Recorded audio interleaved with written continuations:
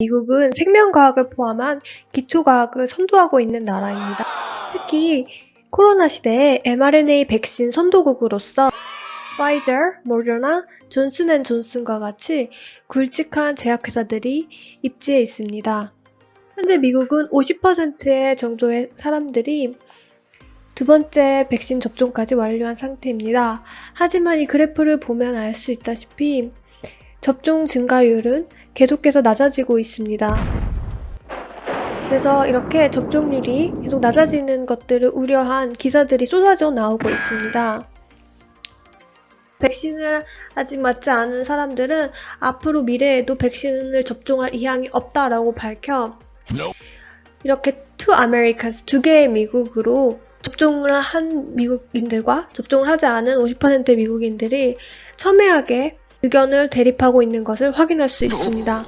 그렇다면 이렇게 지금 미국에서는 백신이 남아도는데 오늘 예약을 하면 정말 어느 약국에 가도 맞을 수 있고 또 심지어 백신을 선택할 수도 있는데 그럼에도 불구하고 도대체 왜 백신을 맞지 않으려는 걸까요? 백신의 이점과 백신의 위험성 중에 백신의 위험성이 더 크다라고 판단한 사람들이 있기 때문입니다. 하지만 이는 매우 주관적인 의견이고 아무리 통계적 자료와 과학적 자료를 가지고 이 부분에 대해서 설명을 한다고 해도 이 부분은 지극히 주관적으로 해석이 될 수밖에 없다라는 것이 영상의 결론입니다. 그래프를 보면 알다시피 공화당과 민주당을 비교했을 때 민주당이 압도적으로 백신 접종률이 높다는 것을 볼 수가 있습니다. 즉 민주당을 지지하는 대부분의 사람들은 백신을 yes 지지하고 있고 공화당을 지지하는 사람들은 백신에 대해서 완강히 거부를 하고 있는 그런 그룹의 사람들이 많다는 것을 보여줍니다. 서로 다른 정치적 관점이 어떻게 백신의 찬성과 반대에까지 영향을 미치게 된 걸까요? 백신을 반대하는 사람들 중에서 과학적인 이유로 증거들을 가지고 반대를 하는 사람들의 근거를 한번 알아보도록 하겠습니다. 먼저 첫 번째로 백신을 반대하는 사람들은 지금 백신이 품질관리 과정이 다른 백신에 비해 월등히 짧다라는 점을 강조를 합니다. FDA에서는 장기 부작용을 예방하기 위해 보통 6개월에서 1년이 걸리는 그런 검수 과정을 두는데요.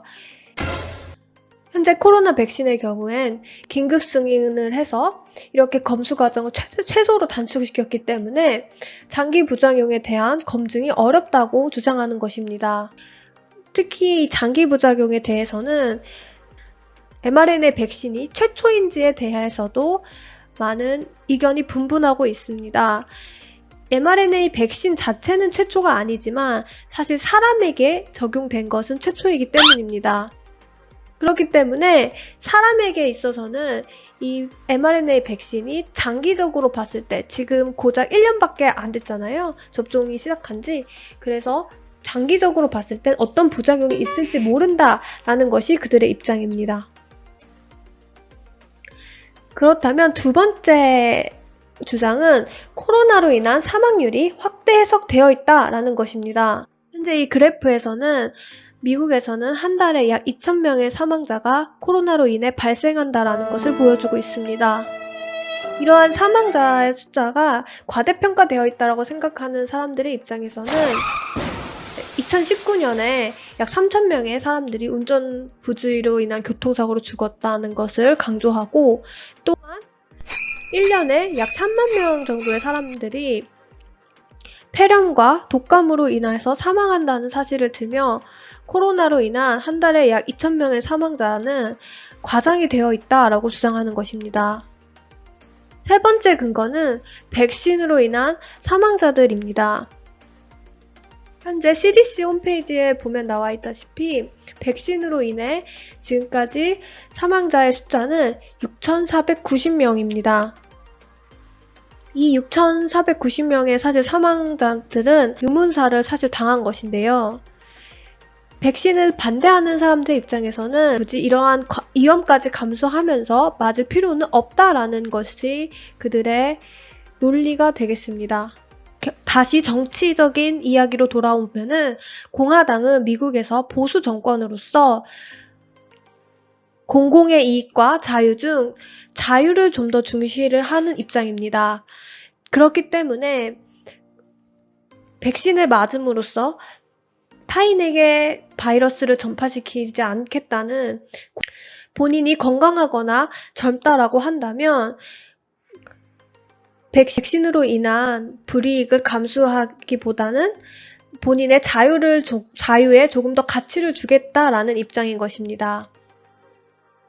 반면에 민주당은 미국에서 진보적인 성격을 가진 정당입니다. 민주당은 사회 경제적 평등을 얘기하고 또 국가에서의 사회 복지를 굉장히 중요하게 여깁니다. 때문에 민주당에서는 자유보다는 공공의 이익이 조금 더 우선시 되는 것입니다. 그렇기 때문에 사회적 약자들을 배려해서 더 이상 코로나 바이러스가 많이 퍼지지 않도록 백신을 맞는 것에 대해서 긍정적인 입장을 취할 수 있었던 것입니다. 그렇다면 코로나 백신을 반대하는 주장이 정말로 옳은 것일까요? 이 부분에 대해서는 가치 판단이라고 말씀을 드렸습니다. 그렇기 때문에 다른 과학적인 통계적인 데이터로 또 반박을 할 수가 있습니다.